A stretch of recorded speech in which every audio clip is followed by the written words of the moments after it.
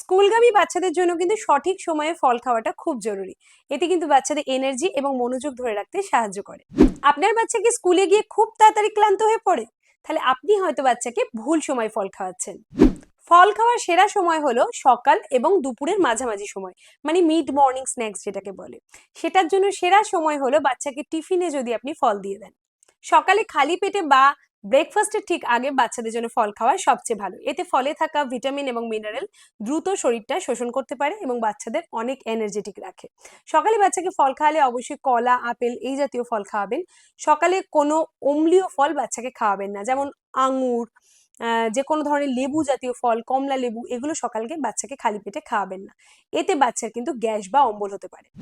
খবরদার বাচ্চাকে কিন্তু রাতে শোবার আগে কখনোই ফল খাওয়াবেন না।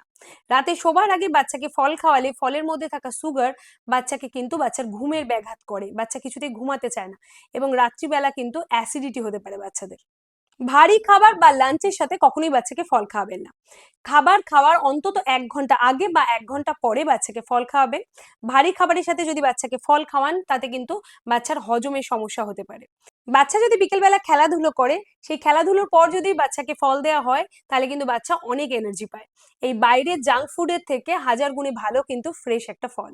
আমি আমার মেয়েকে সবসময় স্কুল টিফিনে ফল দেওয়া প্রেফার করি, কারণ মিড মর্নিং স্ন্যাক্সে ফল খাওয়ালে এই সময় বাচ্চাদের মেটাবলিজম সব থেকে বেশি থাকে।